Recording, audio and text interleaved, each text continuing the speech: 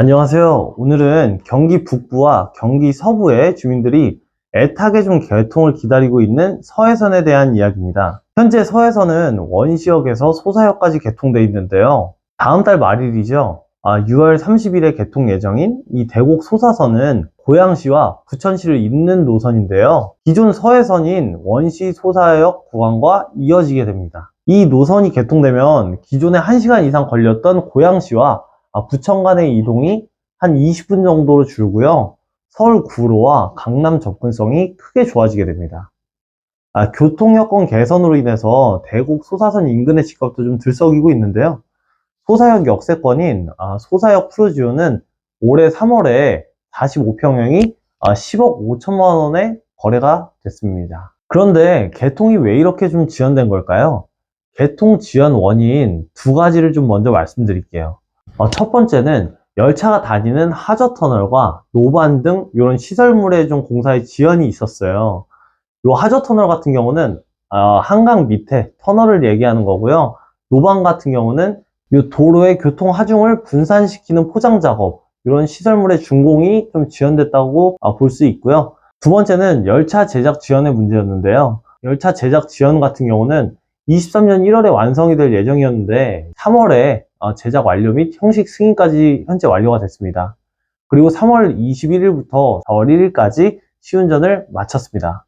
이렇게 모든 지연 사유가 사라지면서 국토교통부에선 공식적으로 23년 다음 달인 6월 30일에 개통한다는 소식을 전했습니다. 그럼 서해선은 어떤 노선인지 한번 살펴볼게요.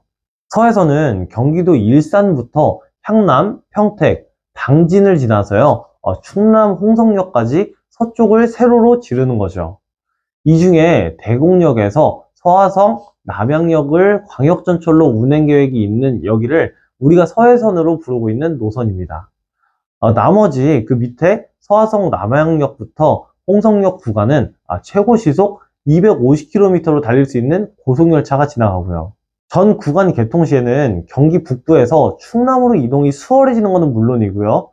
서해선 이용할 때 경기 북부와 경기 서부의 이동 시간이 대폭 줄어들어서 철도 이용객의 편의성 향상에도 큰 도움이 될 예정입니다. 서해선은 일산역에서 대곡역까지는 기존의 경의선 노선을 공유할 예정이고요. 대곡역에서 소사역까지는 신설된 서해선 선로를 이용하게 됩니다. 서해선이 개통되면 교통혁명이라고 불릴 정도로 이동 시간이 상당히 좀 단축되게 되는데요. 이동 수요는 많으나 이 전철이 없어서 광역버스를 이용하거나 부득이하게 좀 차량을 이용했던 고양시와 서울 강서 지역 그리고 부천시의 이동이 매우 편리해질 것으로 보입니다. 예를 들어서 고양시 일산역에서 김포공항을 가려고 할 때는 현재 같은 경우는 일산역에서 경의중앙선을 이용해서 디지털 미디어시티까지 이동한 다음에 공항철도를 이용해서 김포공항으로 이동했는데요. 서해선이 개통 전에는 40분에서 50분 정도 소요됐었는데 개통한 후에는 일산역에서 김포공항까지 약 20분 정도 소요될 예정으로 이동 시간이 대폭 줄어들 예정입니다. 또 일산역에서 김포 사후역까지 현재 최단 시간은 한 1시간 정도 걸리거든요. 서해선을 이용하면 약 40분 정도 소요될 예정입니다. 부천 소사역에서 김포공항역까지는 현재는 한 최단 시간 50분 정도 소요가 되는데 서해선을 이용하게 되면 10분대로 줄어들 예정이고요. 그리고 또 한 가지 중요한 점은 경기 시흥 쪽에 지금 서해선이 있더라도 배차 간격이 좀 길어요. 그래서 사람들이 많이 불편해 했었죠. 하지만 이번에 대곡 소사선이 개통이 되면요, 차량이 10대가 더 증차되기 때문에 기존 서해선인 원시부터 소사역까지 배차 간격도 짧아지게 됩니다. 이게 얼마나 짧아지게 되냐면요, 출퇴근 시간에는 한 15분 걸리고 평소에는 한 20분 걸렸는데요. 이번에 증차가 되면은 출퇴근은 절반인 7분 30초 정도, 평상시에는 15분 정도, 한 5분 정도 줄게 된다고 보시면 됩니다. 이렇게 해서 배차 간격이 줄면은 참 이용하는데 편의성이 좋아질 것 같아요. 그리고 현재 수도권 동부 라인은 세로로 지르는 노선이 꽤 있어요. 그런데 이번에 대곡 소사선까지 서해선으로 붙게 되면은 경기 서부 라인은 이제껏 없던 만큼 수도권 서부와 부의 교통혁명으로 기록될 것으로 보입니다.